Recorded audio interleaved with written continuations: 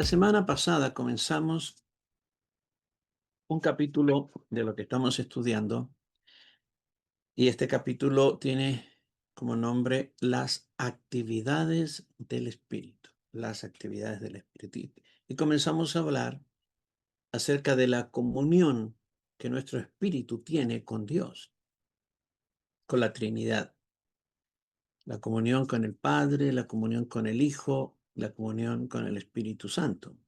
Esta es la primera y la esencial comunión que todos nosotros tenemos y debemos tener con nuestro Dios, primeramente con el Señor. Si esta comunión es saludable, si esta comunión es real, es efectiva, es potente, entonces generará de manera natural el segundo nivel de comunión, que es la comunión con los hermanos. Cuando hablamos de comunión, hablamos de unión de espíritus, que es distinto a la amistad, que es distinto a pasarlo bien con alguien conocido. Con la familia tenemos comunión natural, la comunión natural que tienen entre los familiares, pero con Dios la comunión tiene un contenido espiritual y un origen espiritual muy distinto a la comunión humana. Entonces, cuando hablamos de la comunión como actividad del Espíritu, estamos hablando de algo que solamente puede realizar nuestro espíritu renacido en Cristo. Hablamos entonces de la comunión con la Trinidad y luego de la comunión con los hermanos. Y comenzamos a hablar, o entramos más bien, a un tema que tiene como, dentro de este tema, que son las actividades del espíritu, un tema o un subtema que es las realidades en las que existe y opera nuestro espíritu. Las realidades en las que existe y opera nuestro espíritu. Ahí hablamos entonces, cuando entramos ahí, de los tres ámbitos. Dediqué la última parte de la clase pasada para hablar de los tres ámbitos en que se mueve nuestro espíritu. Entonces hablamos de el ámbito de los cielos, eh, ¿no es cierto? El ámbito de la tierra y el ámbito del inframundo. El ámbito de los... Describí cada uno de ellos, no lo voy a hacer ahora, pero estoy haciendo un repaso para entrar a la clase de hoy. El ámbito de los cielos está dividido en dos. Cuando la Biblia habla de los cielos, está hablando al menos de dos realidades. Una, el tercer cielo, donde está Dios, donde está su trono, donde está el monte de Sión, donde actualmente está la Nueva Jerusalén, donde está el paraíso, etcétera, que es el cielo de Dios. Conocemos eso como el cielo de Dios. Cuando la gente dice se fue al cielo, se fue para allá, ¿no es cierto? Pero hay otra zona que también es llamada cielos en la Biblia, o más particularmente en el Nuevo Testamento, regiones celestiales o lugares celestiales. Y este es un cielo también, o una dimensión. Y este segundo cielo, en este segundo cielo, es un ámbito inmensamente grande porque hay todo tipo de lugares espirituales y la Biblia habla de ello y de lo que opera, cómo funciona este segundo cielo. En este segundo cielo operan hombres, ángeles, ángeles de Dios, ángeles de las tinieblas, toda clase de espíritus se mueven ahí. En nosotros, los espíritus nuestros operan en el segundo cielo y también los espíritus de los brujos, de aquellos que no son siervos del Señor, pero han aprendido a salir del de cuerpo, lo que ellos llaman desdoblamiento, y ellos operan en este segundo cielo, en este mundo espiritual. Luego está entonces la tierra, el ámbito en el cual estamos todo el tiempo con nuestro cuerpo, con nuestra alma, y también nuestro espíritu funciona aquí en la tierra en muchas áreas, en muchas cosas.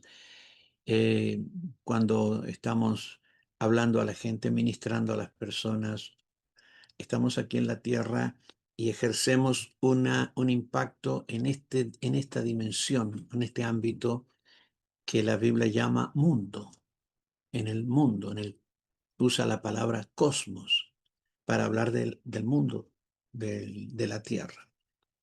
Y luego estamos, en nuestro espíritu opera en el ámbito más profundo, que llamamos el inframundo o el Hades, como la escritura también lo llama.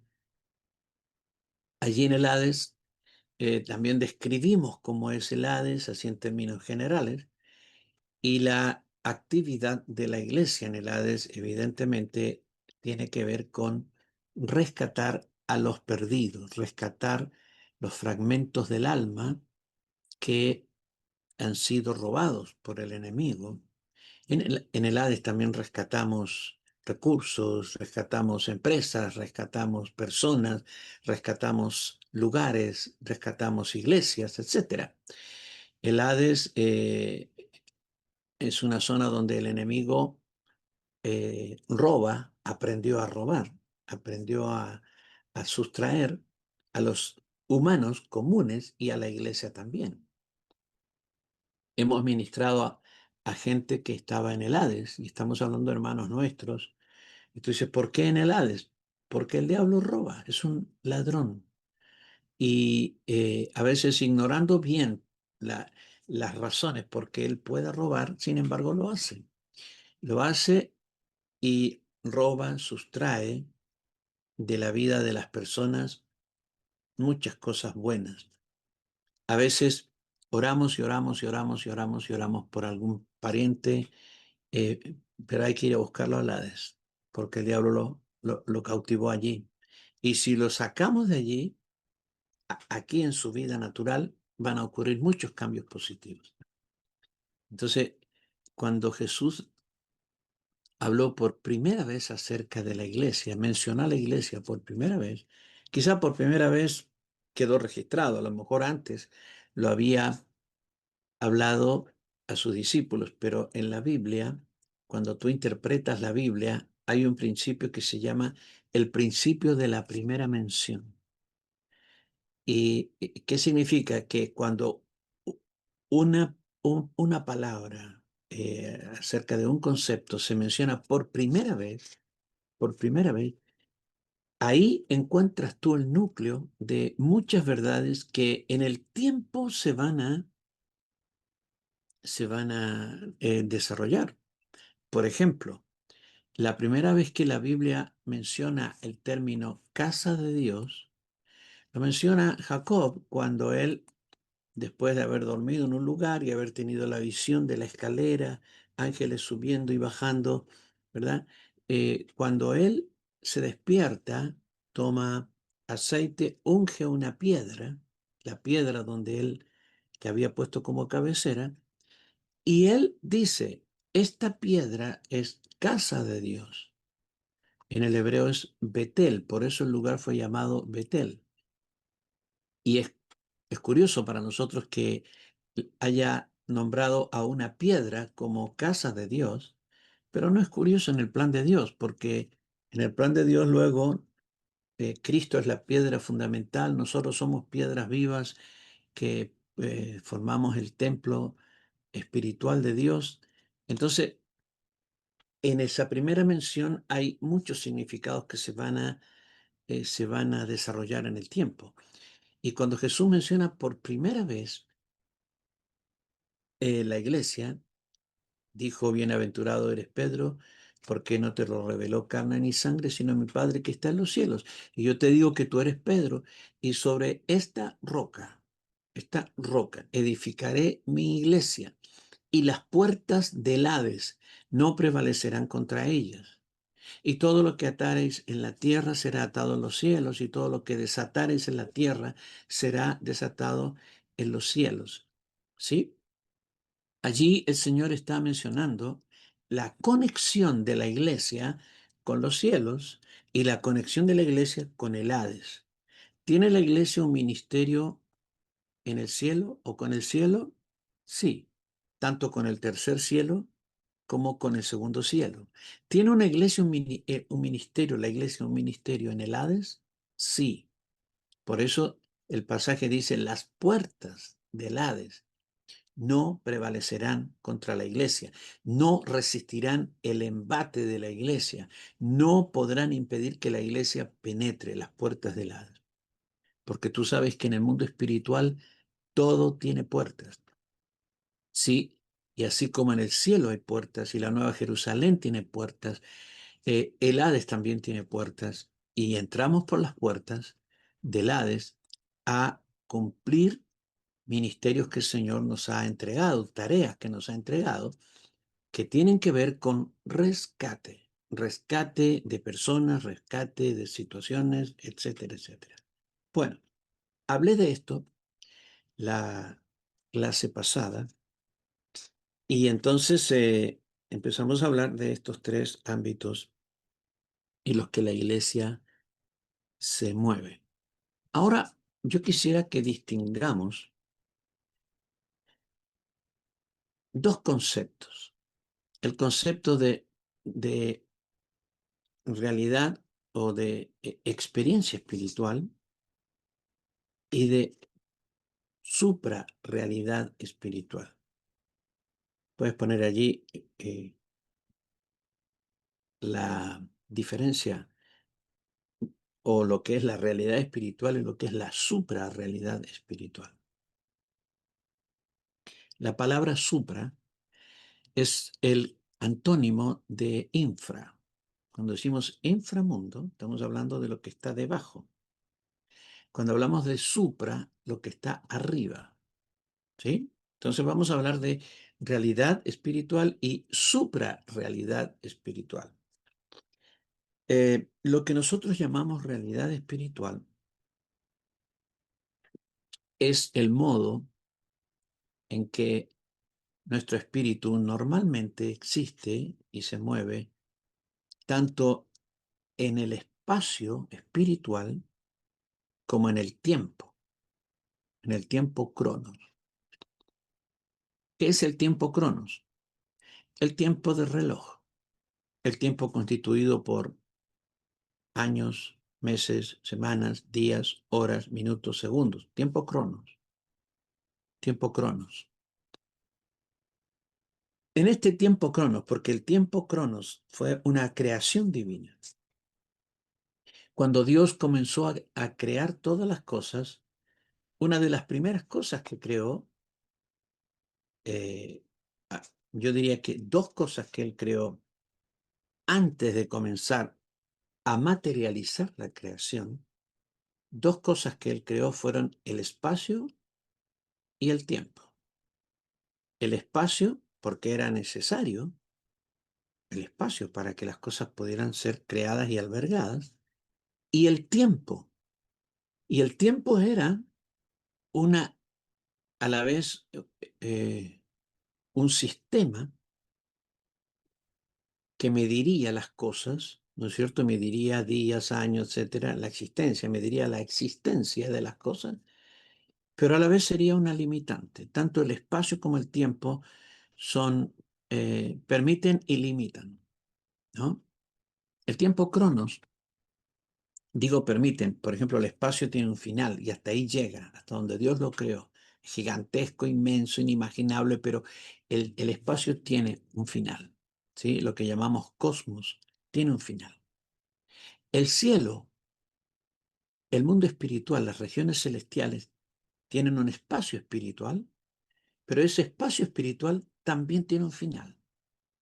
Y aún el tercer cielo, donde nosotros decimos que habita Dios, es una dimensión espiritual, es un espacio espiritual, pero también tiene un final.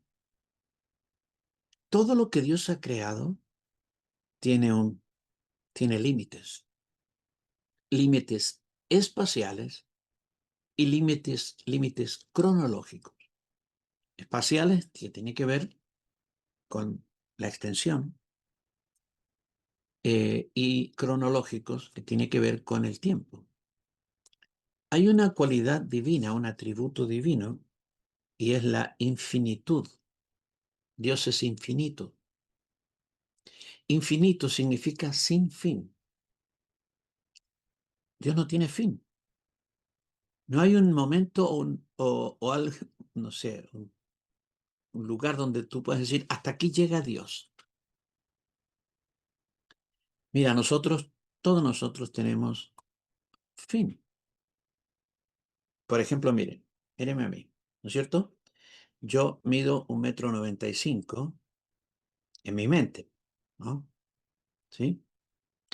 Con mi 1,71 m, 72, trato de vivir esta vida. Ese es mi límite. Ese es mi límite físico, para arriba. Para los costados a veces crece, a veces se hace más de acuerdo a mi dieta, ¿no? Pero es mi límite. Mi piel es mi límite, hasta ahí llego. La Tierra tiene un límite, el planeta tiene un límite. Y aún la atmósfera, que parece que no hubiera nada, tú sabes que hay capas dentro de la atmósfera, ¿sí? La ionosfera, la estratosfera, etcétera, y tienen un límite, llegan a un punto donde se acabó, y de ahí para allá es espacio vacío, como dicen. Todo tiene un límite, todo, todo, todo. El cosmos tiene un límite. Las regiones celestiales tienen un límite. El tercer cielo tiene un límite, porque Dios no creó nada infinito. Solo Él es infinito. Solo Él es sin fin y sin límites. Entonces, tú dices, pero ¿cómo el tercer cielo donde está Dios? Sí, donde está Dios dentro de su creación. Porque la existencia plena, total de Dios está fuera de su creación. Es lo que nosotros llamamos la trascendencia divina. Dios está dentro de su creación, existe, se mueve, opera, y a eso se le llama la inmanencia divina, Dios dentro de su creación. Pero Dios existe antes que nada fuera creado, eternamente, fuera de lo que después fue creado. Y a eso le llamamos la trascendencia. Hoy que la creación existe, hay inmanencia y trascendencia. Antes que las cosas fueran creadas, había solo Dios. No había más que Dios. Una vez que Dios creó y limitó su creación al tiempo y al espacio, entonces tú tienes trascendencia divina, o sea, Dios existiendo fuera de su creación, inmanencia divina, Dios existiendo dentro de su creación. Estoy hablando de todo esto porque estas son las realidades en las cuales también se mueve nuestro espíritu. Por ejemplo, hablemos de experiencia y realidad.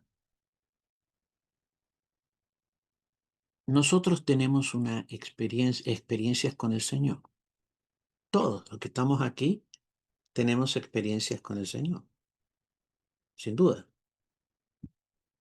Y tú puedes contarnos tu experiencia y nosotros te podemos contar la nuestra. Vivencias, experiencias. Pero ¿es esa toda la realidad de nuestro espíritu? ¿Lo que yo percibo que mi espíritu hace? ¿O lo que yo percibo que se le hace a mi espíritu, que Dios le hace a mi espíritu, ya sea tocándolo, emocionándolo, revelándole? Porque Dios le hace cosas a nuestro espíritu. El Espíritu Santo involucra a mi espíritu en determinados asuntos. Por ejemplo, usa mi espíritu como canal de Él para revelarle a mi alma cosas y aún para revelarle a otra gente cosas. Mi experiencia espiritual es lo que yo soy consciente o que yo conscientemente puedo, vivo, digo, mi experiencia espiritual es lo que yo vivo, pero de lo que yo vivo, la parte en la cual yo soy consciente. A eso le llamo mi experiencia. Porque, por ejemplo, tu espíritu y el mío realiza actividades de las cuales tú no eres consciente,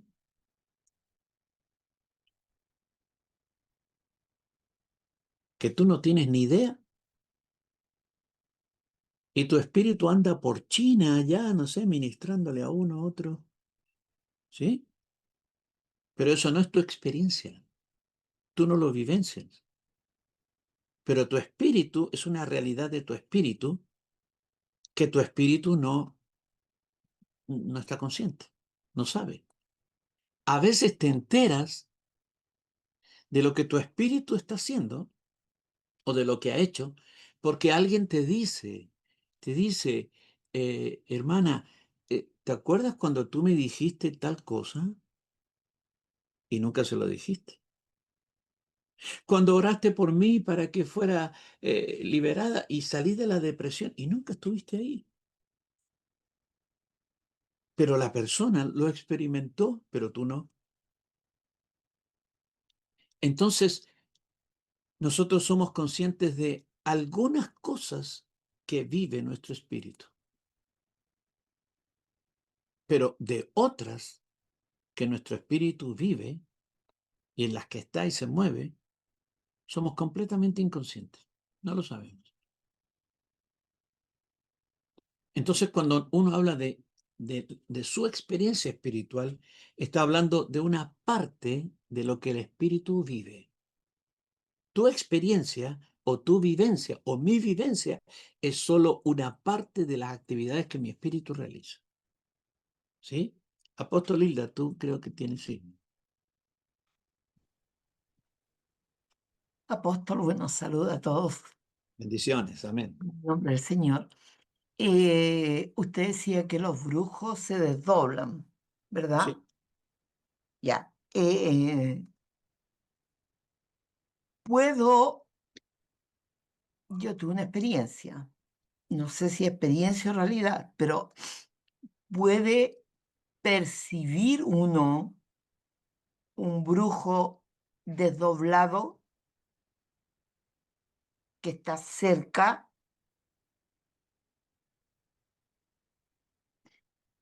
Le cuento la experiencia. ya, sí, Estaba Bernardo muy grave. eh, yo estaba en el Ministerio de Liberación y Dios nos había usado en una vigilia para liberar a una chica que era novia del hijo de un gran maestro eh, de la masonería, bien, ¿ya? Recibimos amenazas por teléfono y una noche Bernardo, que en paz descanse, se agrava, le sube la fiebre de la nada, así, mucha fiebre. Y yo, supongamos la pieza así cuadrada, percibo una persona ahí. No era un demonio, porque no obedeció que se fuera en el nombre de Jesús. Se quedó, permaneció. Curiosamente quise llamar a otros guerreros, el teléfono se había cortado. O sea, estaba ahí con Bernardo con una fiebre tremenda y con esa persona ahí. Y yo lo que percibí en mi espíritu es que era esta mujer que era bruja, que estaba desdoblada ahí en la esquina de la habitación. Entonces, eh, yo le pregunto al Señor, ¿qué hago? Y el Señor me dice, son cosas rápidas, un diálogo muy rápido porque estás con la experiencia ahí. Dice, declara palabra. Y como Bernardo está tan mal, yo le tenía la pieza llena de versículos bíblicos. Y empiezo a leer ahí, cuando salgas a la guerra, vea gente de a caballo, hombre más fuerte que tú, no temas, y acá y allá. Y empiezo a leer, a leer, a leer, a leer, a leer. Y de repente el Señor me dice, ahora vas a atacar.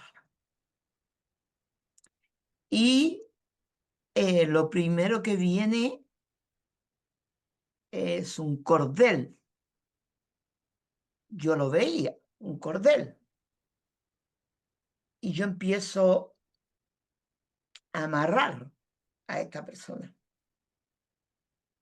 Y junto con el cordel, unos cuchillos pequeños y, y como que había una mano que los tenía ahí o una bandeja, no sé, y yo los tomaba y se los lanzaba y de repente, y yo sabía que era mujer también. Ella sale por la ventana. Nunca más volvió. A Bernardo le bajó la fiebre sin haberle dado nada de remedio, pero fueron, no sé, 10, media hora de una guerra muy fuerte. Yo cuento porque le puede servir a otro de en ese momento preguntar al Señor qué hacer, porque uno, no sé, pues agarraría a golpes sabiendo que una bruja que está desdoblada. Yo la percibí. Bueno, en ese mundo, que es el mundo en que se mueve nuestro espíritu, ahí está el espíritu. ¿Se acuerdan que cuando hablamos de los sentidos espirituales, que nuestro espíritu percibe su entorno? Ujú, Así como los sentidos naturales son sensores que Dios nos ha dado para percibir el entorno físico. Los sentidos espirituales, igual, en el mundo espiritual son radares, receptores, a través de los cuales nosotros percibimos la realidad espiritual. Y en esa percepción es lo que le ocurrió a nuestro apóstol, que ella entró a percibir la presencia de esta servidora de Satanás y se planteó esta lucha espiritual. En el mundo espiritual, esta es una experiencia, esta es una experiencia, ¿no? Esta es una vivencia del espíritu, y hay muchas, buenas, lindas, bellísimas, muchas, ¿no es cierto?, dulces, pero también el espíritu tiene experiencias que son muy duras, muy difíciles, especialmente cuando se trata de la guerra espiritual. O cuando Dios te muestra realidades de personas o tu espíritu percibe lo que está ocurriendo en el interior de alguien que se está desangrando espiritualmente, está en una crisis espiritual y tú percibes eso, eso no es agradable, no es agradable. Pero Dios pone la carga en nuestro espíritu para que nosotros funcionemos y nos unamos al Espíritu Santo en clamor por esa persona. Entonces,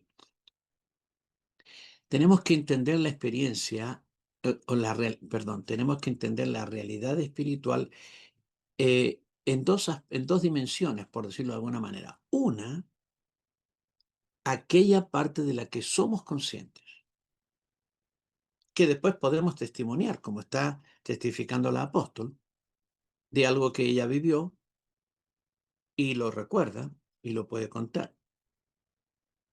Pero el espíritu de ella o el espíritu tuyo o el espíritu mío ha vivido incontables cosas que son desconocidas para nuestra alma. No somos conscientes. El espíritu lo sabe porque lo vivió, pero el alma no lo sabe. Yo no lo sé. Y como no lo sé, me parece que no lo viví. Entonces, en este aspecto tienes las vivencias conscientes y las realidades inconscientes que el espíritu ha vivido sin que nosotros tengamos conocimiento de eso.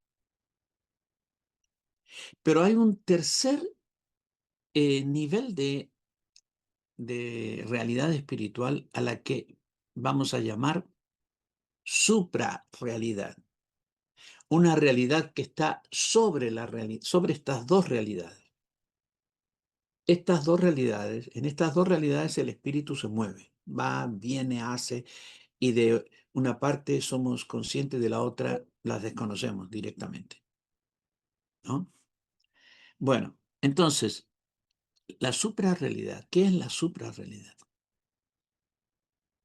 Son realidades que nuestro espíritu vive y ha vivido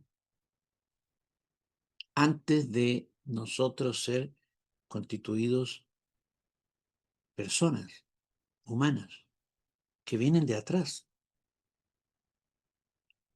Tú tienes, ¿cuántos años tienes tú? ¿No es cierto? 40, 50, 25, 60, 70, etcétera. Desde allí en adelante nosotros contamos las experiencias de nuestro espíritu.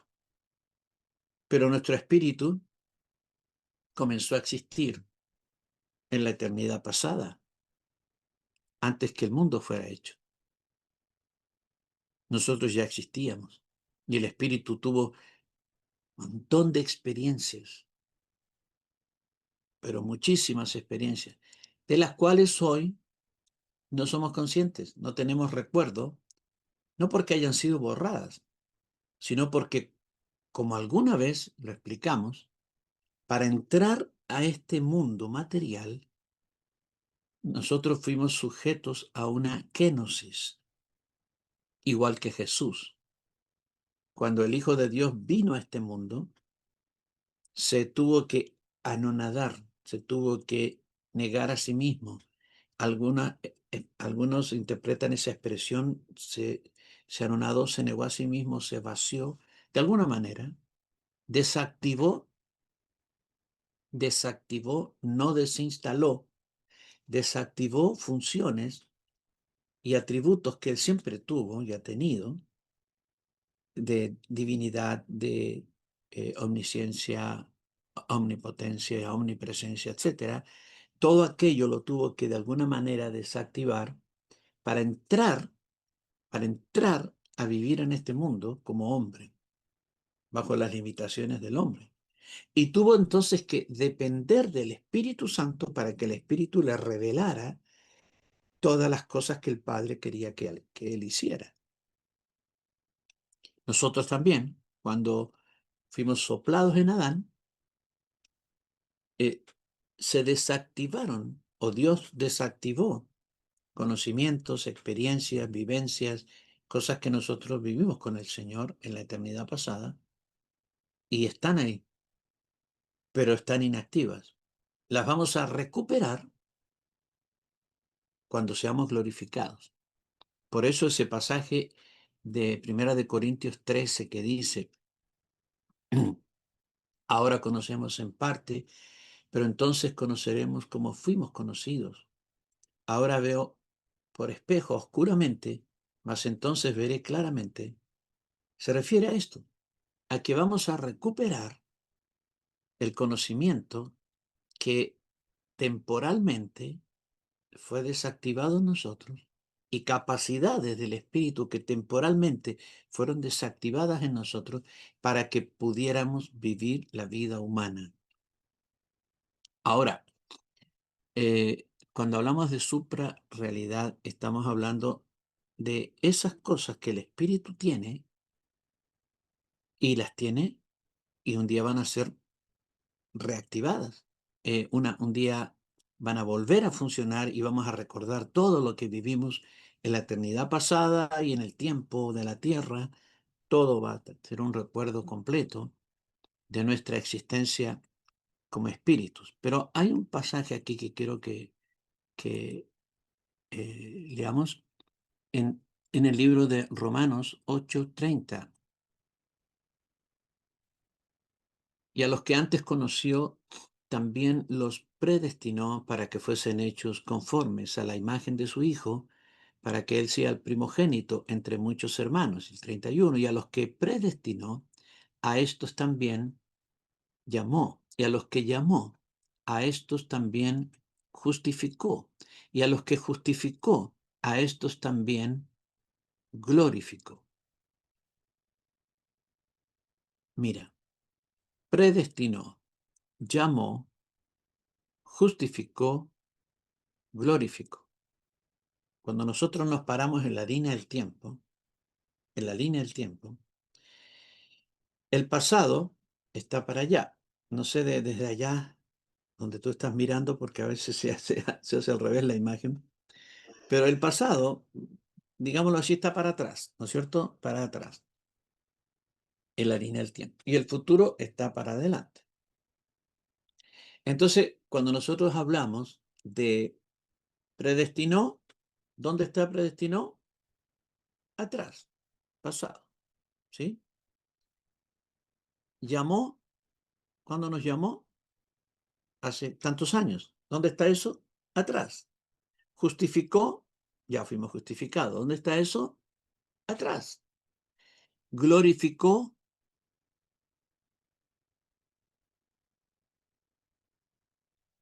adelante. Porque tú te miras, tú todavía no estás glorificado. Todavía nos duele el hígado, todavía se nos cae el cabello, todavía nos tenemos que bañar todos los días, todavía tenemos que comprar ropa porque la ropa ya no sirve, todavía nos ponemos cremas porque confundimos la cosmética con la aritmética, ¿no es cierto? ¿Sí? Todavía no estamos glorificados, no estamos glorificados. En la experiencia, escucha, en la experiencia. Pero esta es una realidad una suprarrealidad que está por encima de tu experiencia. Y en esta suprarrealidad, tú y yo ya fuimos glorificados, ya estamos glorificados. Y tú puedes decir, pero ¿cómo si en mi realidad no estoy glorificado?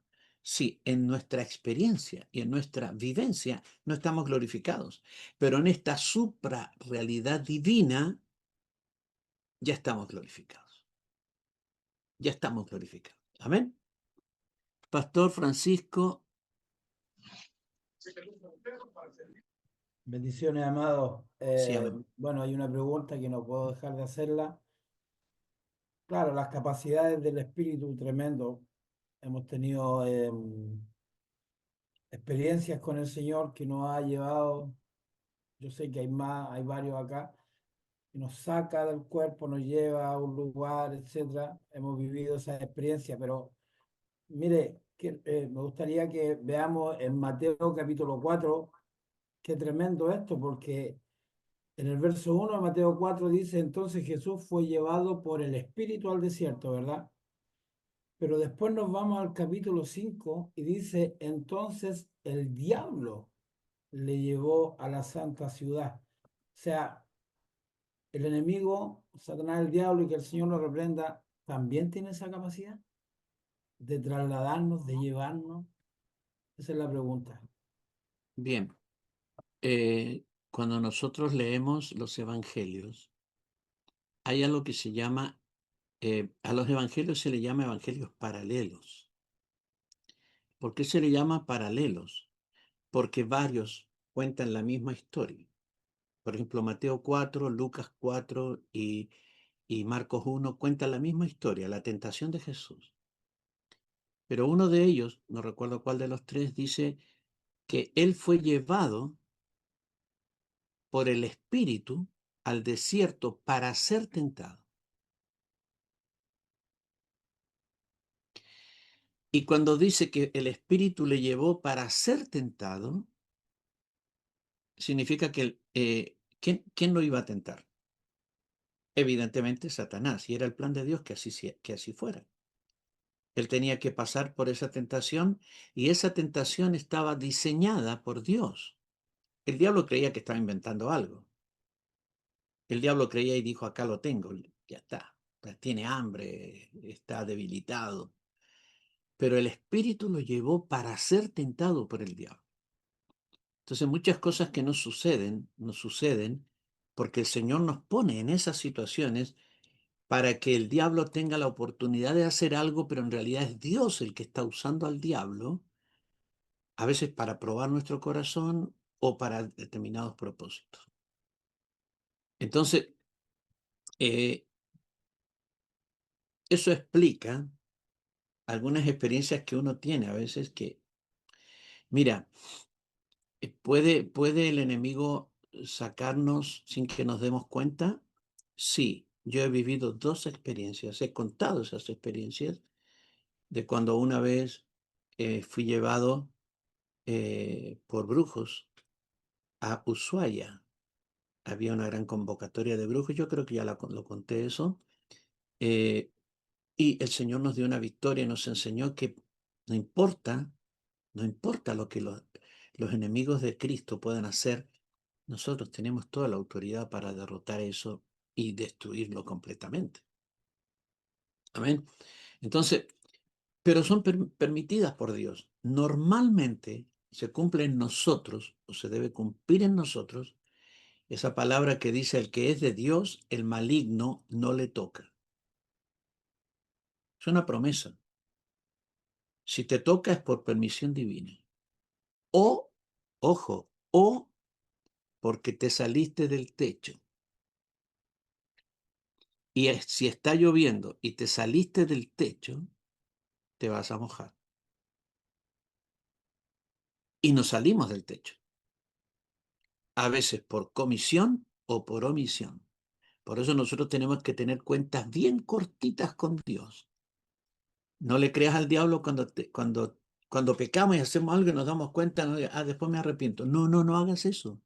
El diablo pone ese pensamiento para que no nos arrepintamos en el mismo momento y para que estemos expuestos a ataques del maligno. Entonces, bueno, pero sí, pero, por ejemplo, piensa esto.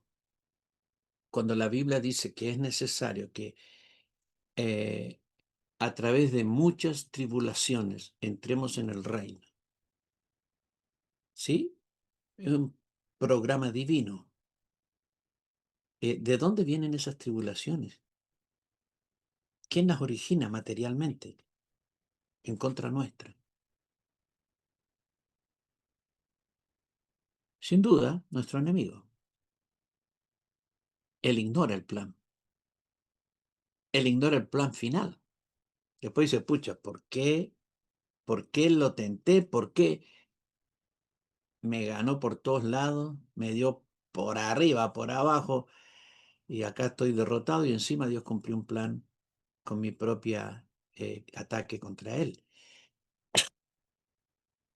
Entonces, muchas cosas que nos suceden permitidas por Dios tienen un propósito más grande que lo que nos está sucediendo. Etapas en nuestra vida en que somos atacados, y todo, ¿no es cierto? Bueno, está bien, es la guerra espiritual, aprendemos, crecemos. Con cada cosa que vivimos, crecemos. Y crecemos para nosotros y para ayudar a crecer al cuerpo de Cristo. Así que no hay pérdida en el reino ni en el plan del Señor. Amén. Bueno, entonces mira, en esta suprarrealidad hay cosas que ya son, aunque la realidad consciente de nuestro espíritu todavía no son. Por ejemplo, dice el libro de Romanos, Romanos capítulo 6, versículo 5, que nosotros fuimos crucificados juntamente con Cristo. ¿En cuál realidad? ¿En la realidad de nuestra experiencia, del cual no es consciente, o en la suprarrealidad? Este tema de entender que hay una suprarrealidad, una realidad encima de las realidades de las cuales podemos explicar, testimoniar, etcétera, es muy importante porque allí en esta suprarrealidad han ocurrido todas las cosas maravillosas, buenas, preciosas. Dice el libro de Efesios capítulo 1, fuisteis bendecidos con toda bendición espiritual en las regiones celestiales en Cristo. Esto no ha ocurrido en nuestra realidad consciente. ni siquiera en aquellas de las que somos conscientes. Esto ha ocurrido en otra dimensión de realidad a la cual llamamos suprarrealidad. Y en esa suprarrealidad todo está. Todo está, tenemos todo, hemos sido provistos de todo, la victoria es completa, ya fuimos crucificados, ya el Señor nos bendijo. Ahora, nosotros tenemos que creer esa suprarrealidad, lo que hay ahí, y muchas de esas cosas bajarlas por la fe. La fe es como un programa para bajar. ¿Vieron los programas de internet para bajar cosas? Sí. Bien. La fe es como un programa divino para bajar cosas de la suprarrealidad a nuestra experiencia. No se pueden bajar de otra manera. Es por la fe. En la realidad espiritual, nuestro espíritu está sujeto al tiempo y al espacio. ¿Sí? Está sujeto a la fortaleza, a la realidad del alma. Está sujeto a varias cosas. Pero en el mundo de Dios, en el mundo de Dios, está esta realidad donde las cosas simplemente son. No van a ser, son. En el tiempo, en el cronos, están siendo. En la suprarrealidad son. Amén.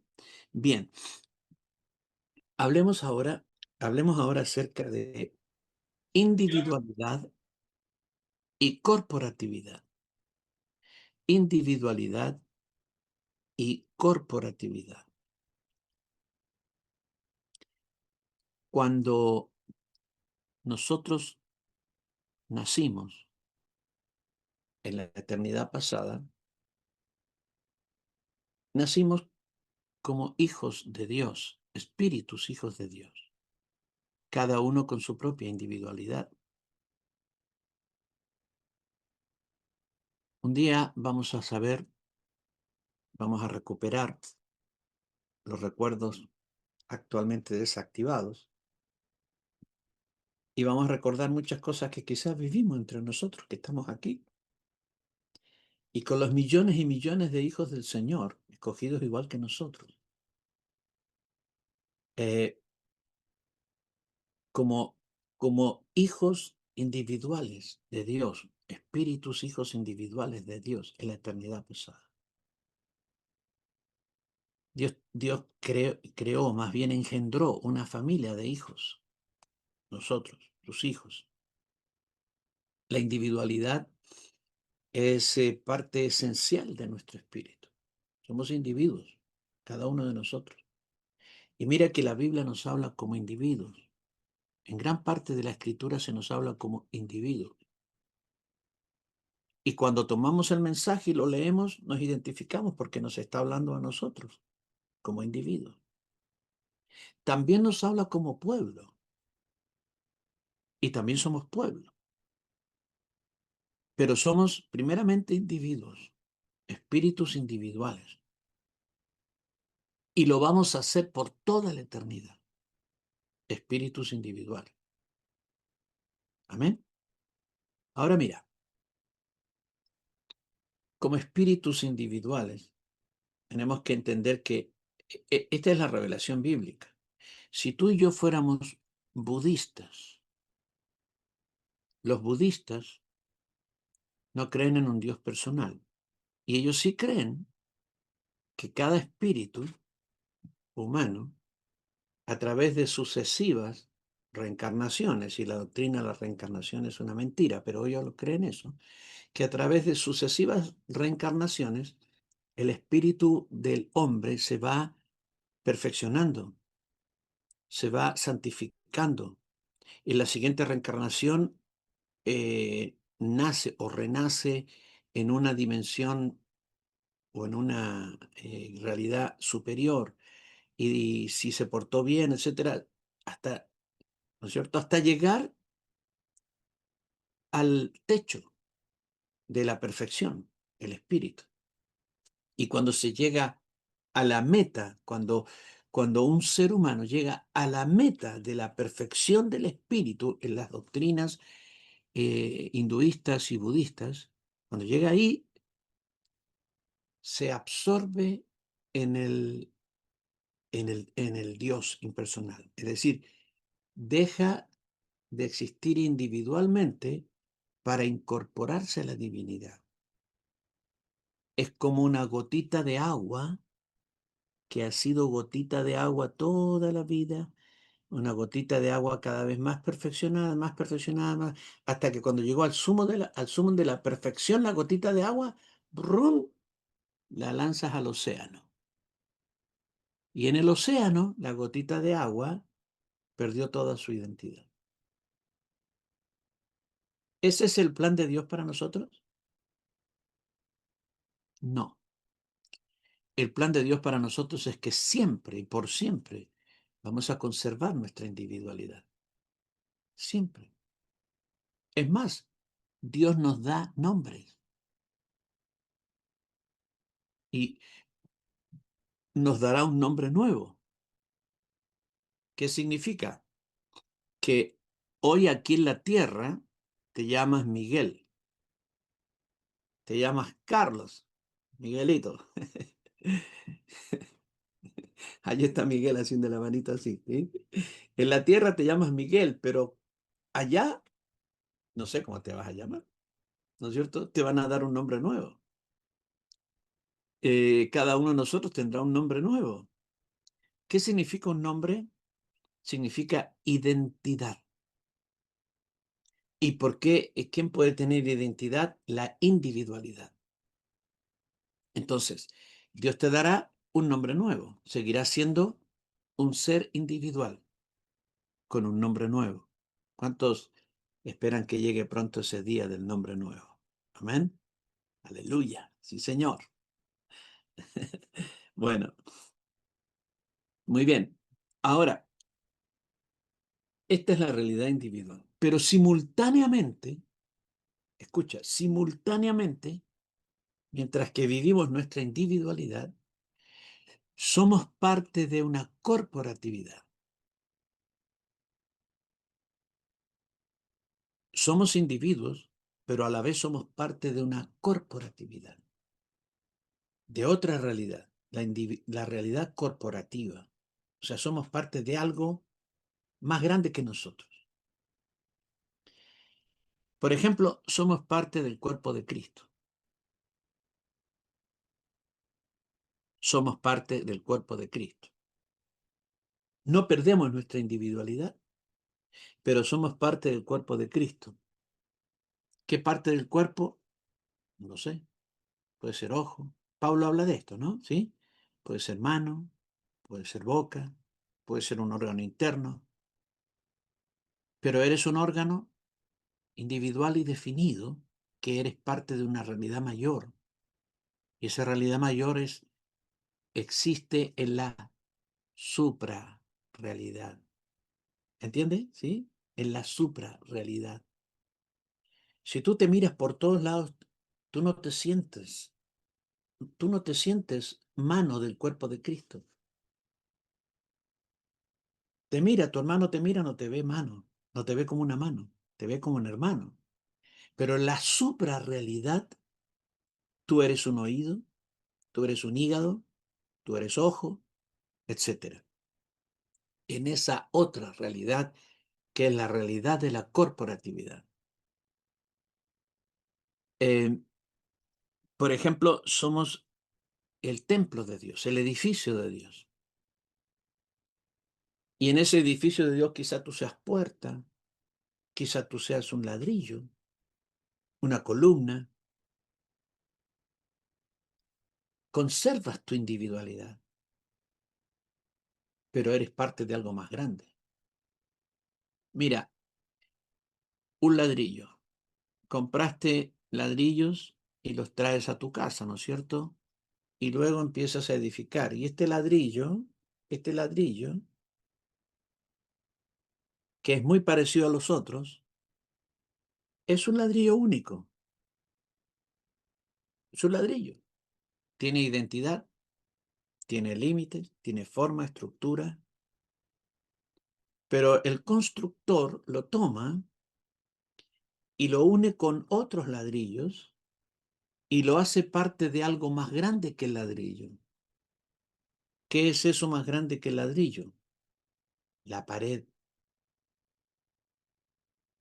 Así que el ladrillo, sin dejar de ser ladrillo, se ha convertido en pared. Pero esa pared es parte de algo más grande.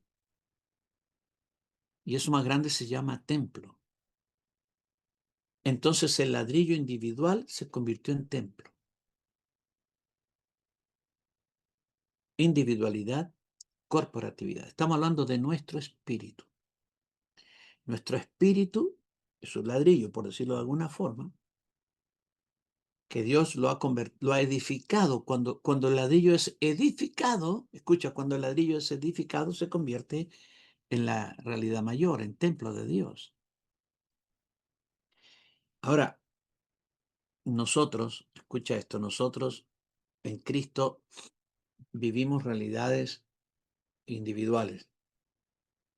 Tenemos que ser conscientes que la Biblia enseña la corporatividad y tenemos que procurar revelación de Dios sobre la corporatividad, pero es un poco difícil porque son realidades supra, sobre, arriba. Por ejemplo, mira, eres parte de la vid, eres pámpano. ¿Cuántos son pámpanos de Dios? Bien, yo soy pámpano, tú eres pámpano, ¿no es cierto? Sí, pámpano, para dar fruto. Somos pámpanos. Somos pámpanos de Dios. Pero como pámpanos de Dios, ¿tú eres consciente de tu realidad de pámpano todo el tiempo? ¿O eres consciente de tu realidad como Carlos, como María, Pedro? ¿Te sientes pámpano? ¿Te percibes como pámpano? No, pero sabes que en esa suprarrealidad eres un pámpano. Y esa suprarrealidad tiene una influencia aquí en esta realidad para que tú puedas producir el fruto de Dios aquí y ahora, en el tiempo cronos. Entonces, mira, voy a mencionar varias realidades en las cuales somos parte de la corporatividad. Por ejemplo, el cuerpo de Cristo es una de esas realidades. Y en el cuerpo de Cristo somos miembros del cuerpo de Cristo. Amén. La vid verdadera. Cristo es la vid, nosotros somos los pámpanos. La vid es la realidad corporativa, el pámpano es la realidad individual. La esposa del Cordero, la esposa convertida internamente, ¿no es cierto?, como cuerpo. Cristo, nosotros integramos, entre todos somos la esposa. La esposa es un cuerpo, es un organismo corporativo. El Cordero no tiene esposas individuales. El Cordero tiene una sola, conformada por millones y millones y millones y millones de hijos suyos. Así es que la esposa del Cordero es una realidad corporativa.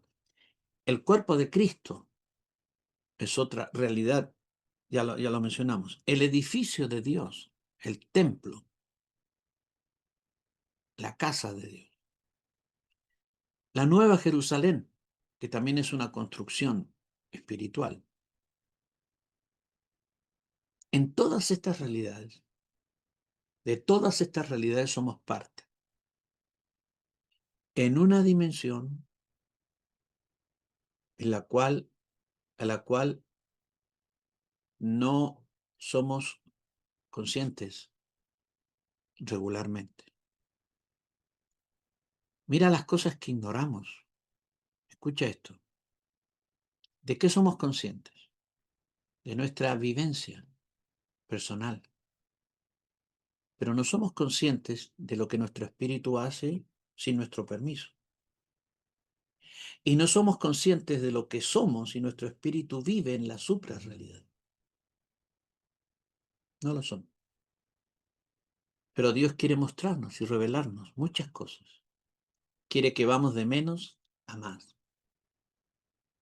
Y quizás todo esto que hablamos hoy, y hablamos todas las veces que nos juntamos, nos ayude a ir un escalón más arriba. en el conocimiento de quiénes somos y para qué estamos y qué Dios espera que hagamos. Dios quiere que funcionemos como espíritus individuales, pero entendiendo que somos parte de algo más grande y que tenemos que respetar aquello y considerar aquello. Cuando alguien tiene éxito en Dios, no lo tiene porque es mejor que sus hermanos. Lo tiene porque el cuerpo de Cristo funciona. Y es propósito del Señor que ese miembro del cuerpo de Cristo reciba honra. Solo por eso. Entonces, si nosotros somos conscientes de este paradigma divino que es la suprarrealidad, nunca vamos a estar orgullosos, ni engreídos, ni nada de eso. Vamos a vivir en humildad delante del Señor. Vamos a mantenernos en humildad y pureza. Amén. Ahora, la corporatividad, toda la corporatividad de nuestro espíritu es en Cristo. En Cristo. Somos un cuerpo en Cristo. Y escucha, en Cristo y desde la eternidad pasada. Lo he dicho antes, lo digo ahora. Nosotros estamos en Cristo no desde el día que nos convertimos a Él. Estamos en Cristo desde la eternidad pasada. Efesios 1, 3 y 4. Bendito sea el Dios y Padre de nuestro Señor Jesucristo, que nos bendijo con toda bendición espiritual en los lugares celestiales en Cristo. Nos bendijo porque estábamos en Cristo, en esta suprarrealidad, ¿sí? En Cristo nos bendijo. Según nos escogió en Él antes de la fundación del mundo, para que fuésemos santos y sin mancha. Mira, aquí el Señor, a través de esta escritura, pone dos contextos. Uno, el ambiente o la dimensión donde estábamos corporativamente en Cristo, y el tiempo. ¿Cuál es el tiempo? Antes de la fundación del mundo. Antes de la fundación del mundo estábamos existiendo en Cristo, en Él, como espíritus individuales y corporativamente como el Cristo. ¿Sí? Cristo es una realidad individual y a la vez colectiva. ¿Por qué? Porque Él es la cabeza del cuerpo que es la iglesia. La realidad de Cristo es doble. Jesucristo, que es la cabeza, y la iglesia, que es el cuerpo. Entonces, nosotros tenemos que entender esto para poder entender todo el misterio divino, todo el misterio de Dios, el misterio de la iglesia, de Cristo y la iglesia. Cristo está constituido por millones de espíritus como nosotros, y estos millones de espíritus conforman su iglesia y Él es la cabeza. Pero nosotros estamos en Cristo desde la eternidad pasada. Esta corporatividad de la cual somos parte es desde la eternidad pasada y será por toda la eternidad futura. Siempre estaremos en Él y siempre seremos individuos también. Ambas realidades vamos a vivir. Amén. Hablemos ahora del tiempo cronos. Del tiempo cronos. Hay varias palabras en la Biblia que se refieren al tiempo. Mayormente conocemos dos, pero hay muchas otras. Pero siempre tú vas a escuchar en las enseñanzas, en las predicaciones, acerca del tiempo cronos y el tiempo kairos. Hay otros tiempos en la Biblia. Algún día vamos a hablar de eso, pero para ser específico, el tiempo Cronos es el tiempo del reloj, el tiempo que mide el reloj. Y nosotros dividimos el tiempo Cronos en pasado, presente y futuro. Parados en la línea del tiempo, Cronos, pasado, presente, futuro. Así razonamos. Así conjugamos nuestros verbos. Así hablamos todos los días. Cuando tú llamas a alguien y tú le dices, no me trajiste los productos que te pedí, estás hablando del tiempo Cronos, ¿sí? Estás hablando del pasado. Y te dice el otro al otro, mañana te los llevaré. Te está hablando de tiempo futuro. Usamos el tiempo Cronos en todas nuestras conversaciones, en la conjugación de los verbos. Todo el tiempo estamos usando el concepto del tiempo Cronos. ¿El mundo espiritual está sujeto al tiempo Cronos? ¿El mundo espiritual está sujeto al tiempo Cronos? Sí, también. Dice Apocalipsis, y hubo en el cielo silencio como media hora. ¿Sí? Y los ángeles hablan del Señor, ¿no es cierto? En el cielo, el Señor que es Señor por los siglos de los siglos. Está hablando del tiempo Cronos. En realidad la palabra siglos en la Biblia no significa lo que significa en nuestra sociedad occidental. En nuestra sociedad occidental, siglo es 100 años. Pero cuando tú veas la palabra siglo en la Biblia, no son 100 años, son eras, épocas. Cuando dice por los siglos de los siglos, está hablando de épocas, eras, no de 100 años. Nunca está hablando de 100 años, está hablando de eras, de épocas, que pueden durar 100, 200, 500, 1000 millones de años, los siglos. Y todo eso tiene que ver con el tiempo Cronos, que empieza y termina, ¿no? Hubo un inicio del tiempo cuando dije al principio, cuando empezamos a hablar, que Dios antes de empezar a crear las cosas, creó dos realidades. Una, el espacio y otra, el tiempo. El espacio porque era necesario eso, el espacio para albergar las cosas, los planetas, eh, lo que Dios iba a hacer, todo lo que iba a hacer. Las galaxias necesitaba espacio y creó el espacio. Y el tiempo, porque el tiempo sería una dimensión que funcionaría para medir la existencia de las cosas y para determinar y limitar también la existencia de las cosas. De manera entonces que esta realidad del espacio y el tiempo existe aquí en la Tierra, existe en el universo físico y existe en el mundo espiritual. Tiempo y espacio.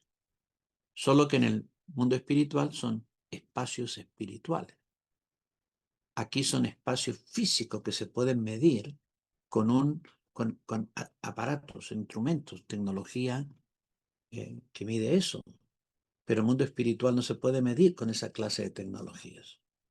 Ok. Hubo un inicio del tiempo. Hubo un inicio del tiempo. Hubo un momento en que el tiempo comenzó. El libro de Tito, capítulo 1, versículo 2, dice, en la esperanza de la vida eterna, la cual Dios, que no miente, prometió desde antes del principio de los siglos. Hubo un principio de los siglos, cuando los siglos comenzaron a existir. Hay un principio de los siglos. También en 2 Timoteo 1:9, 2 Timoteo 1:9, dice, quien nos salvó y llamó con llamamiento santo, no conforme a nuestras obras, sino según el propósito suyo y la gracia que nos fue dada en Cristo Jesús antes de los tiempos de los siglos. Antes de los tiempos de los siglos. La versión Biblia al día dice, nos concedió este favor en Cristo Jesús antes del comienzo del tiempo, antes de que comenzara el tiempo. La Nueva Reina Valera 1990 dice, ese amor nos lo dio antes del inicio del tiempo mediante Jesucristo. Bien. Dios existe en el Cronos y fuera del Cronos. El Cronos o el tiempo es para la creación, no para Dios. Dios existe fuera de la creación y allí no hay tiempo. Allí hay eternidad, nada más, sin tiempo.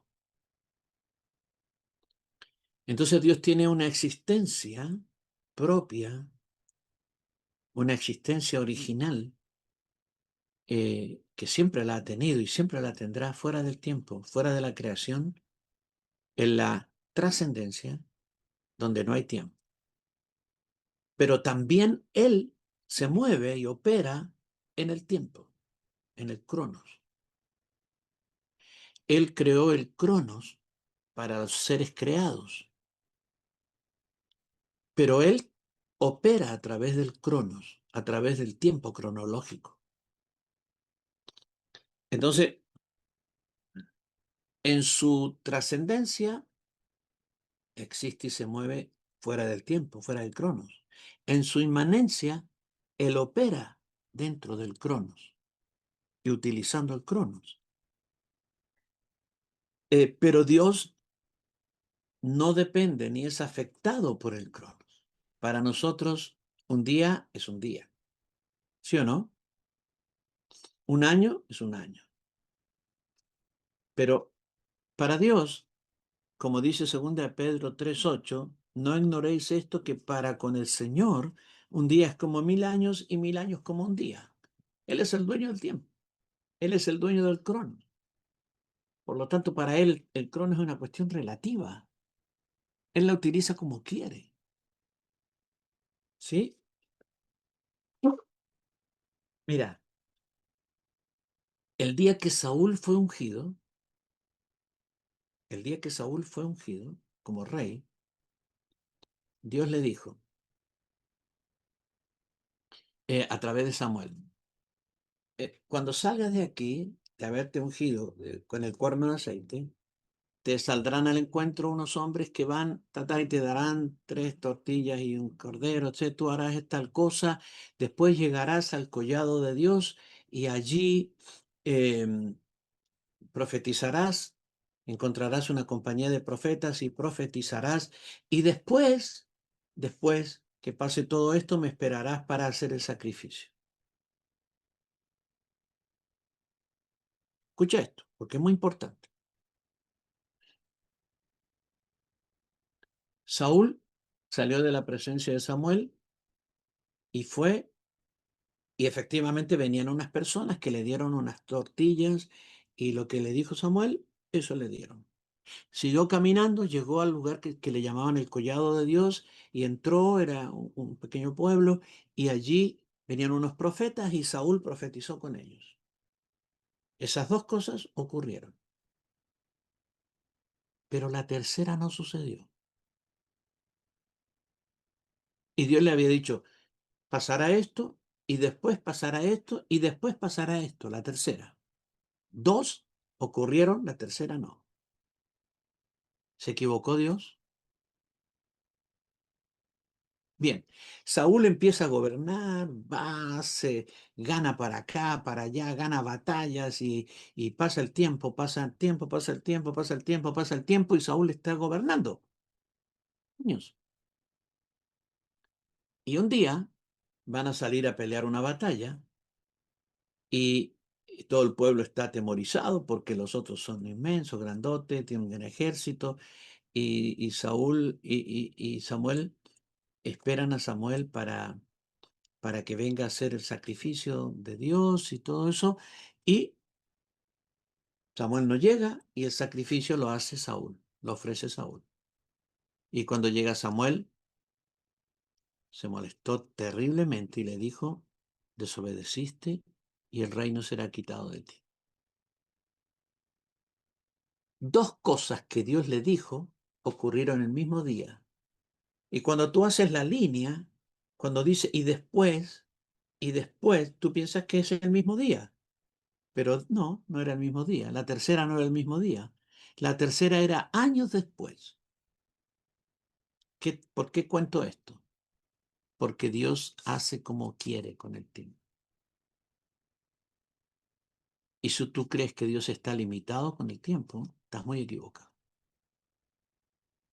El después de Dios puede ser 5 años después.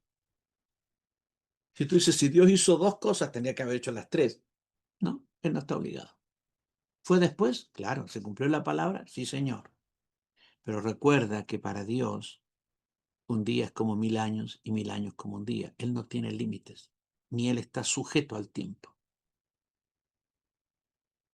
¿Está claro esto, no? Amén. Muy bien. Ahora mira, vamos a ver una cosa muy importante. Porque nuestro espíritu, que ha nacido de nuevo, posee la facultad dada por Dios de moverse en el tiempo para cumplir los propósitos del Señor. Tu espíritu y mi espíritu puede ir al pasado, puede ir al futuro o puede ir a situaciones del presente. Nuestro espíritu se mueve en el tiempo. Cuando Dios le muestra a Juan las revelaciones del Apocalipsis, ¿sabes qué le está mostrando? Juan está viendo eso como el año 95 de esta era. Y Dios le está mostrando lo que va a ocurrir casi 2000 años después. Él no está viendo una película, él está dentro de esa realidad del trono. Y está viendo cómo Dios le manda al ángel y el ángel dice y hace, y él está viendo lo que va a pasar en la gran tribulación, pero él no está viendo eso como una película, él está en la gran tribulación. No está en la tierra, está en el cielo, donde se están liberando los juicios de Dios para los hombres. Entonces, él no fue, él no está viendo una visión como te mostraría en una película, ¿no es cierto? Un documental. El espíritu de Juan ha sido trasladado al futuro y él está viendo el futuro. Él está viendo el futuro. ¿Puede nuestro espíritu ser llevado al futuro por Dios? ¿Cuántos han tenido la experiencia que se llama déjà vu? Déjà vu es cuando tú dices, esto ya lo viví. Yo estuve acá, esto ya me pasó. ¿Cuántos han tenido una experiencia así, de un déjà vu? Muchos. Y acá tenemos muchos hermanos que si levantaran su mano, sabríamos que están, ¿no es cierto?, con esa experiencia, que la tuvieron. ¿Por qué el déjà vu es tan común? Y especialmente en el mundo cristiano. ¿Sí? Porque nuestro espíritu en algún momento de nuestra existencia fue llevado al futuro. Y cuando fue llevado al futuro, vivió eso. vivió el futuro, ya lo vio, ya estuvo. Y ahora cuando vas en el devenir del tiempo, de pronto llegas a ese momento que ya, donde ya tu espíritu estuvo. Tu espíritu ya estuvo ahí, solo que ahora tú llegaste en tu existencia humana. Ese es el déjà vu. Entonces, ¿qué hace un déjà vu? No digamos, ¿por qué tenemos un déjà vu? Porque nuestro espíritu tiene la capacidad de ser llevado al futuro, también al pasado, a veces a un pasado muy cercano. Por ejemplo, cuando el Señor te muestra, escucha, cuando el Señor te muestra a una persona que hizo tal cosa, Él te puede estar mostrando una visión o un éxtasis, o te puede estar llevando al pasado para que veas lo que la persona hizo, sea bueno o sea malo. Muchos de nuestros sueños, tú le llamas sueños, y son sueños, pero esos sueños en realidad son transportaciones. Somos transportados de la realidad de hoy. Hoy estamos a 15 de agosto 2025 y te llevan al 10 de agosto del 2026 o al 15 de septiembre o al 18 de septiembre cuando estás comiéndote una empanada, ¿no? ¿Sí? Bueno, los sueños. Mira, yo sé que hay sueños que son, de verdad, porque me pasan ciertos sueños que a veces son porque el choripán, comí demasiado choripán, ¿no? ¿Sí? Hay sueños que son así, pero muchos sueños son de Dios. ¿Y por qué digo que son de Dios? Porque está prometido. Derramaré de mi espíritu sobre toda carne, y vuestros hijos y vuestras hijas profetizarán. Vuestros jóvenes verán visiones, y vuestros ancianos soñarán sueños. Parece que a mí me está llegando eso, ¿no es cierto? Sí. Entonces, se ve que voy a soñar mucho. Pero yo conozco jóvenes que sueñan, mujeres que sueñan, hombres que sueñan, porque los sueños son parte del lenguaje de Dios para hablarnos de cosas que pasaron, que están pasando, que van a suceder. Sueños. Y en los sueños, tu espíritu es llevado ahí. En los sueños, nuestro espíritu es llevado ahí. Entonces, nosotros tenemos esta realidad, y esta es una realidad maravillosa. A veces somos conscientes de esto. Mira, somos conscientes de que estamos en otro tiempo, en otro momento.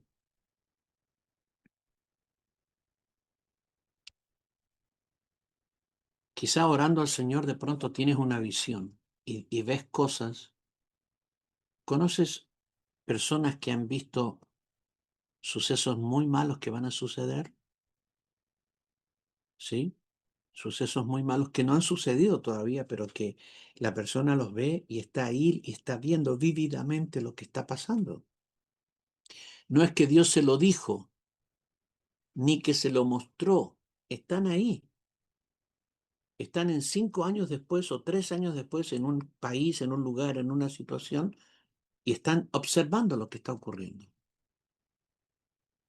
Están en el futuro.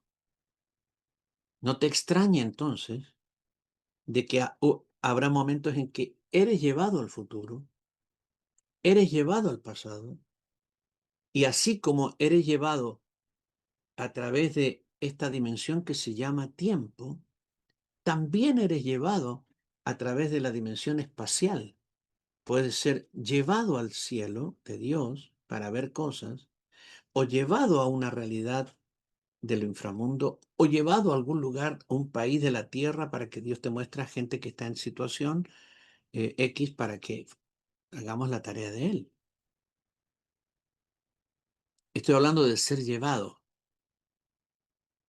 pero a veces Dios nos da como, a ver, ¿cómo digo? El permiso para ir. Señor, voy a ir al inframundo a ver si está allí mi hermano. Buscar. ¿Sí? En el nombre de Jesús. Señor, vengo a tu trono celestial, entro al lugar santísimo. ¿Tengo autoridad para hacer eso? Sí. Tengo autoridad para ir y decir, Señor, ahora voy a la casa de mi hermano. Dame la gracia para percibir lo que está pasando, lo que está ocurriendo. ¿Tengo la capacidad de Dios de hacer eso? Sí. Entonces, tenemos autoridad de Dios para hacer muchas cosas. Me refiero a nuestro espíritu trasladándose en el tiempo y el espacio, en estas dos realidades, en el tiempo y en el espacio. Y en otros momentos, siendo sacados por el Señor, siendo sacados por el Señor en sueños, en visiones, en éxtasis, y Dios nos muestra cosas y nos dice cosas. Estas son facultades, capacidades del espíritu que el Señor ha nos ha dado a todos nosotros, a todos, uno por uno. Amén. Muy bien, vamos viendo distintos temas, porque todos estos temas tienen que ver con las actividades del espíritu. De eso estamos hablando desde la clase pasada. Vamos a ver ahora, pueden poner otro título allí, dentro de este capítulo, las actividades del espíritu, sacerdotes del espíritu, ministros del espíritu.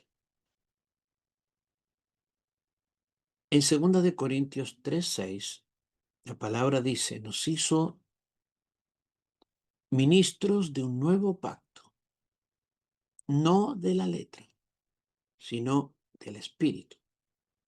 Porque la letra mata, mas el espíritu vivifica.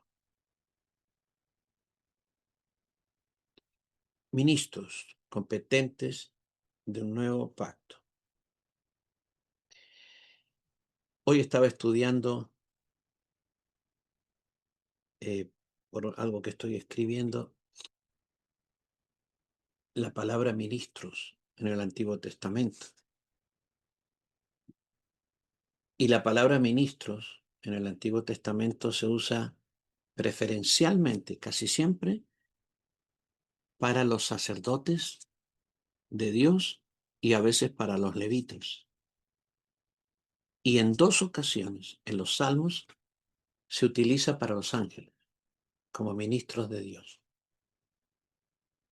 Pero regularmente la palabra traducida al español como ministros se utiliza para nombrar a los sacerdotes. Se les llama ministros de la casa de Dios, ministros del santuario, ministros de Dios, etc. Los sacerdotes son los ministros de Dios en la Biblia, en todo el Antiguo Testamento. Y también a veces los levitas son los ministros de Dios. Entonces, cuando Pablo habla aquí,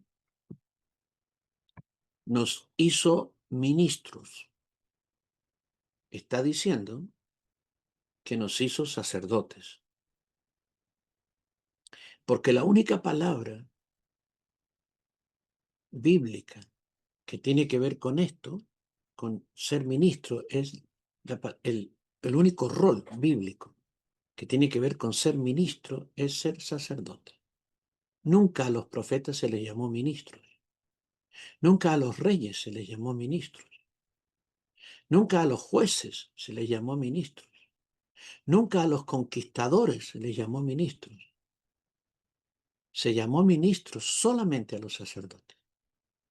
Entonces, cuando el Señor nos dice acá que Él nos hizo ministros, está diciendo que nos hizo sacerdotes competentes de un nuevo pacto.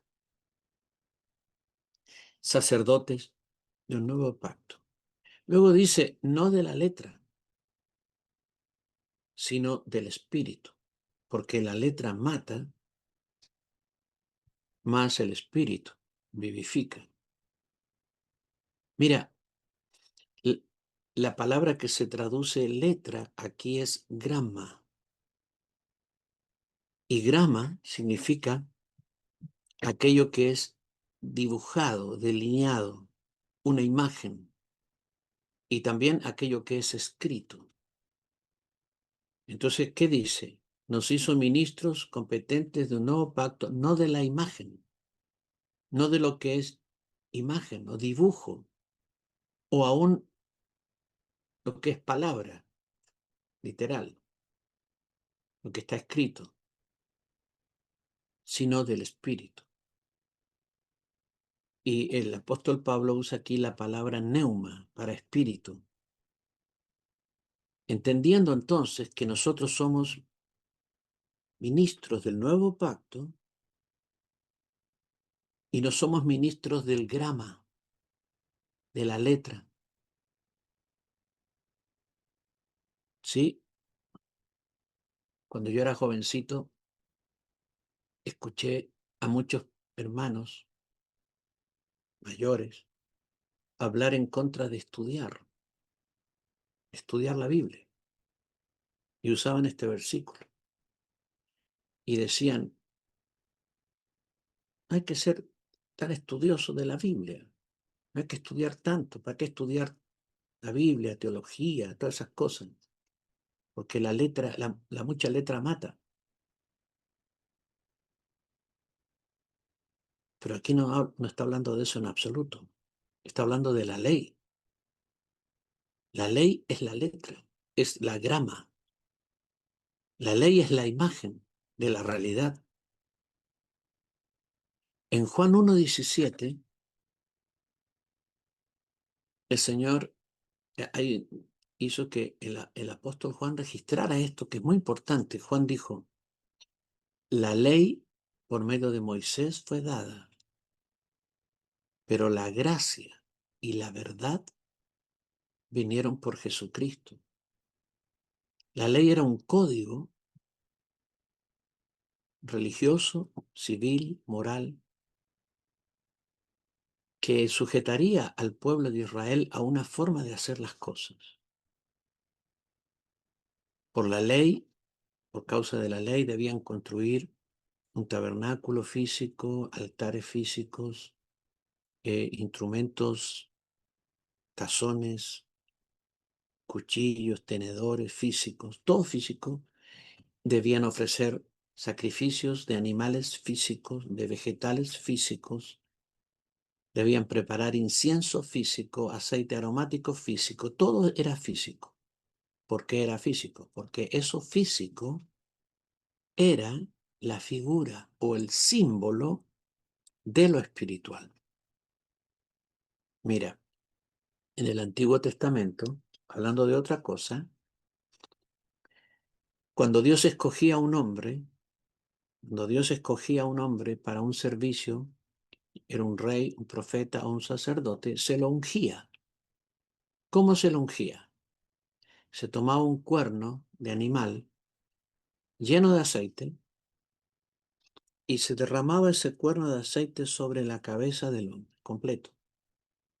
Ese aceite caía por su cabeza y bajaba por sus vestidos. Bueno, así eran ungidos los reyes, los profetas y los sacerdotes, con aceite físico. Era el aceite de la unción. Pero hoy día, ninguno de nosotros ha sido ungido de esa forma, pero sí hemos sido ungidos con aceite. La palabra ungido, ungido, significa haber sido, que se te derramó aceite. Y dice la Biblia, el que nos ungió es Dios. Te ungió Dios, me ungió Dios, pero no con aceite físico, sino con el verdadero aceite, del cual ese aceite físico del Antiguo Testamento era un símbolo. Entonces, cuando Dios nos ungió con el Espíritu Santo, que es el verdadero aceite. Somos ungidos. Tú eres ungida. Tú eres ungido con el aceite verdadero. El aceite físico del Antiguo Testamento era la figura del aceite espiritual real del Nuevo Testamento, el Nuevo Pacto. Esta era la figura, esta era la realidad. Es como si yo veo una foto de ti, yo voy a decir, yo conozco a Pepe, yo conozco a Rosita, yo conozco a Arturo, porque vi su foto, pero ¿lo conozco a él? ¿De verdad lo conozco? ¿Cuándo lo conoceré? Es más, yo puedo decir, tener la foto ahí y decir, yo estuve con Arturo, yo estuve con Jessica, con Marianela, yo estuve, porque tengo la foto ahí. Pero en realidad no estuve, yo estuve con un pedazo de papel. ¿Cuándo voy a conocer a estas personas? Cuando tenga un tiempo presencial con ellos. Entonces voy a conocerla realmente. Mira lo que dijo el Señor ahí en Juan. La ley por medio de Moisés fue dada, pero la gracia y la verdad vinieron por Jesucristo. La palabra gracia tiene el significado de todo lo que Dios nos da sin méritos. Pero la palabra verdad, verdad, es la palabra aletheia, aletheia, que significa realidad, sustancia. Entonces tienes que traducirlo así.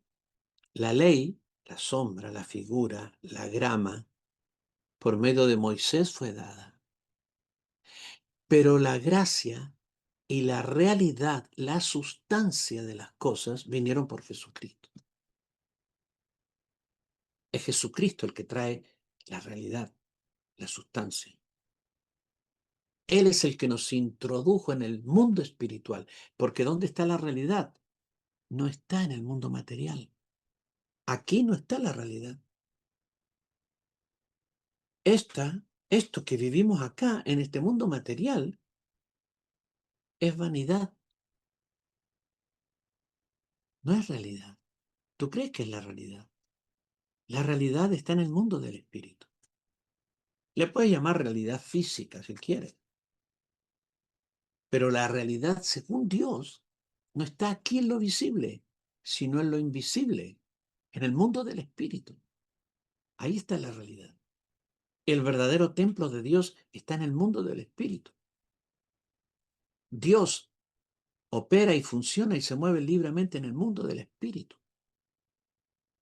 Entonces, cuando nosotros nacimos en Cristo, nuestro espíritu, ¿no es cierto?, nació en el Señor, nació de nuevo. Y nuestro espíritu tiene la facultad dada por Dios de operar no en la sombra, no en la figura, no en el grama, no en el dibujo, sino en la realidad.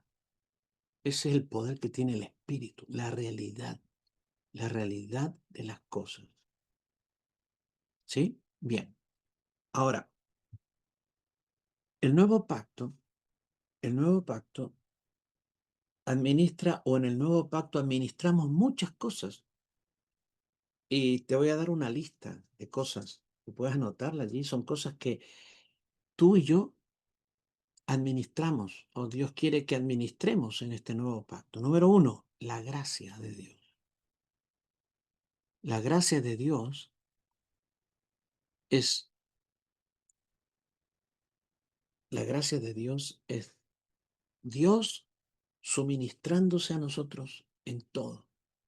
La gracia de Dios generalmente viene a través de muchas cosas, pero el apóstol Pedro dice, cuando habla de los dones espirituales, habla de la multiforme gracia de Dios. Quiere decir que la gracia de Dios tiene muchas formas. ¿Y cómo explicamos esto? Por ejemplo, necesitas sanidad y Dios te va a sanar. Entonces utiliza un don a través del cual tú eres sanado, sanada. Y ese don es la gracia de Dios funcionando como sanidad. Tú necesitas consejo y orientación. Dios va a usar a un hermano con un don, que es el don de exhortación. Y a través de ese don de exhortación tú vas a recibir el consejo. Pero ese don fue un canal de la gracia de Dios y la gracia de Dios te vino como consejo y exhortación. Entonces a veces la gracia de Dios viene como sanidad, ánimo, fortaleza, consejo, sabiduría, revelación. La gracia de Dios viene por muchas vías y nosotros la administramos. Tú eres una administradora, un administrador de la gracia de Dios. Cada vez que tú le ministras a alguien, lo que estás ministrando es eso, gracia de Dios, ¿no? La gracia de Dios, administramos la gracia de Dios. Dos, administramos el poder de Dios. Administramos el poder de Dios. Y esta palabra administrar, mira, pone sobre nosotros una responsabilidad bien grande. ¿Por qué? Porque Dios quiere usar tu vida para bendecir a alguien. Esa persona necesita un toque del poder de Dios y tú estás ahí. Y Dios te quiere usar a ti para que tú vayas y le toques y le sanes o le libertes. ¿Lo harás? ¿Lo harás? ¿Y cuántas veces dijiste, estoy muy apurado? Estoy muy apurado. Señor, por favor, otro día. Usa otro, ¿sí? O, pucha, Señor, y si no, y si no se sana, y si quedo en vergüenza y no se sana, ¿sí? O el Señor te da una palabra para alguien, un rema, y tú dices, Señor, uy, y si no es tuyo, y si la persona me rechaza o dice que no, ¿cómo voy a quedar yo? Y sabes que esos razonamientos nuestros bloquean la administración del poder de Dios y la administración de la gracia de Dios. Cuidado con nuestros razonamientos. Mucho cuidado. Amén. Tres, el apóstol Pedro dice, en 1 de Pedro 4, 10 y 11, dice, cada uno según el don que ha recibido, ministrelo a los otros como buenos administradores de la multiforme gracia de Dios. Si alguno habla, hable conforme a las palabras de Dios. Si alguno ministra, ministre conforme al poder que da Dios, para que Él sea en todo glorificado. Bien, nos fueron dadas las palabras de Dios también para administrarlas. Para administrarlas, ¿qué significa administrarlas? Enseñar. Enseñar a otro. Lo que tú sabes y ella no sabe o él no sabe. La enseñanza, la, la exhortación, la consejería, es la administración de palabras de Dios. También en el nuevo pacto administramos el amor de Dios. El amor de Dios. El amor de Dios fue dado a nosotros. Nosotros hemos sido llenos del amor de Dios. ¿Sabías que estás lleno del amor de Dios? ¿Sabías que la Biblia dice que el Espíritu Santo derramó su amor en ti? Entonces, si estás llena del amor de Dios, ¿qué haces recordando las faltas de tu hermano? Si el amor de Dios está en ti, ya, dale, hay que perdonar. Hay que seguir adelante y bendecir. Amén. El amor de Dios está en nosotros, pero no solo para nosotros, amados. El amor de Dios está en nosotros, para nosotros y para que nosotros seamos un canal de Dios. Dios quiere amar a través de tu espíritu. En tu espíritu está el amor de Dios, pero déjalo salir. Deja que tu alma, tu cuerpo, se sujeten a tu espíritu, que quiere amar, que quiere, ¿no es cierto?, tener comunión con el hermano. Nosotros somos, en el nuevo pacto, administradores de la salvación de Dios. ¿Por qué? Porque cuando tú le dijiste a la persona, le hablaste de Cristo, estás ministrando el mensaje que salva, pero luego tú le llamas al arrepentimiento, a la entrega a Cristo y al bautismo, y cuando le estás bautizando, tú le estás ministrando la salvación. Esa persona está siendo salvada. Sus pecados están siendo lavados a través de eso. Está siendo trasladada del reino de las tinieblas al reino de Dios. Muchas cosas están sucediendo a través de tu ministración. Por lo tanto, escuchen, no somos poca cosa, hermanos. Todo esto que hablamos son realidades de nuestro espíritu. Nuestro espíritu está listo para hacerlo. Listo para hacerlo. ¿Qué es lo que impide a nuestro espíritu? Hacer lo que quiere hacer y lo que tiene que hacer nuestra alma, nuestro yo natural y nuestro cuerpo. ¿Sí? Bien. Nos fueron dadas muchas cosas, muchas cosas poderosas. La vida eterna está en nosotros para que la ministremos a otros. Cuando nosotros ministramos a la gente el cuerpo y la sangre de Cristo, estamos ministrando al Cristo que se come, al Cristo vivo que puedes comer, que alimenta, que nutre. Por eso no te parezca que ministrar la cena del Señor cada semana es mucho. No, porque tenemos que comer al Señor continuamente, constantemente. Entonces, estamos hablando de cosas que tenemos que administrar en este nuevo pacto. Bueno, ¿recuerdas que cuando Felipe fue a Samaria a predicar el Evangelio, después fueron Pedro y Juan? Felipe les ministró la salvación. Después fueron Pedro y Juan. ¿Y qué hicieron Pedro y Juan? Les ponían las manos y la gente recibía el bautismo con el Espíritu Santo. ¿Debe ser ministrado el bautismo con el Espíritu Santo a la gente?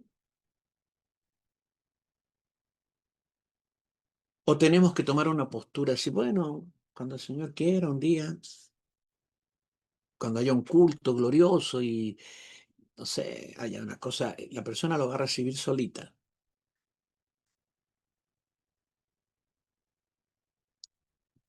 Me ha tocado visitar muchas iglesias en los últimos años, no iglesias nuestras, pero iglesias de distintas procedencias acá en nuestro país y en Argentina.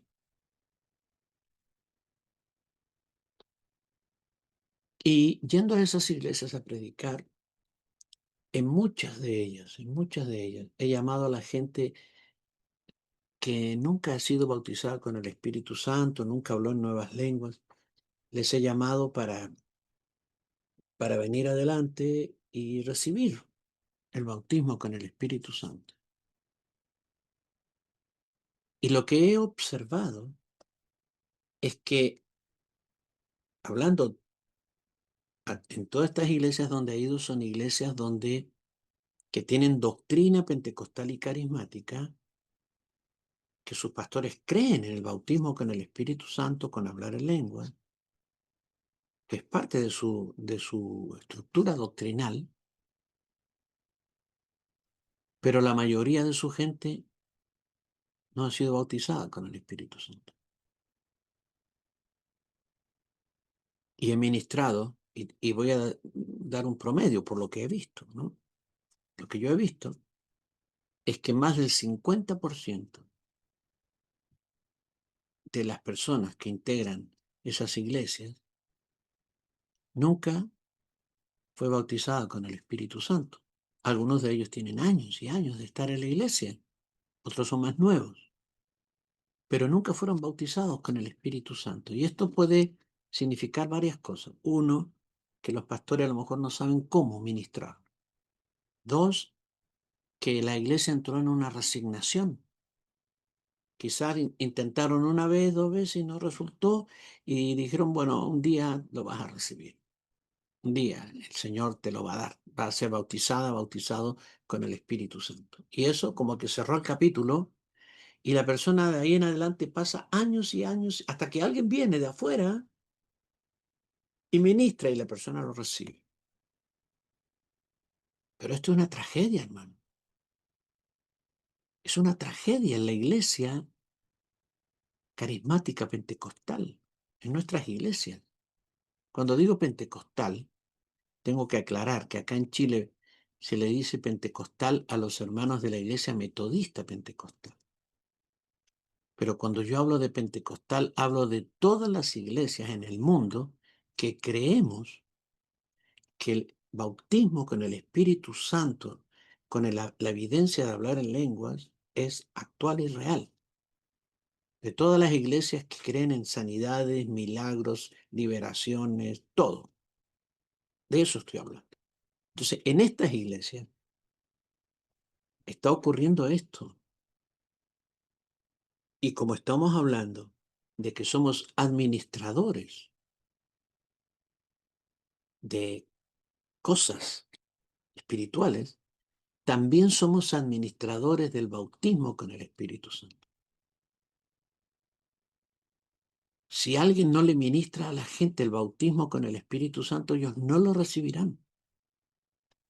Excepcionalmente alguno por ahí lo recibirá, pero la mayoría no lo recibirá si no se le ministra el bautismo con el Espíritu Santo. ¿Y por qué es tan necesario el bautismo con el Espíritu Santo? Mira, el día que Jesús resucitó, esa misma noche, el Señor se apareció a sus discípulos, dice, estando las puertas cerradas, apareció y comió con ellos y luego les dijo, así como el Padre me envió al mundo, yo les envío al mundo. Y habiendo dicho esto, sopló sobre ellos y les dijo, reciban el Espíritu Santo. Cuando él dijo, cuando él sopló y les dijo, reciban el Espíritu Santo, en ese momento lo recibieron. El Espíritu Santo ya estaba dentro. Jesús estuvo 40 días enseñándoles después de la resurrección. Y luego se fue al cielo. Y antes de irse al cielo les dijo, vayan y prediquen en todos lados a todas las personas el Evangelio. Pero antes, quédense en Jerusalén. No se vayan todavía. Quédense en Jerusalén hasta que sean investidos de poder desde lo alto. Hasta que sean bautizados con el Espíritu Santo. Y entonces esperaron 10 días. Y al 10.º día sopló como un viento recio, hubo como un estruendo, y fueron todos llenos del Espíritu Santo. 50 días atrás habían recibido el Espíritu Santo, ya estaba dentro, pero ahora fueron llenos del Espíritu Santo. ¿Entiendes?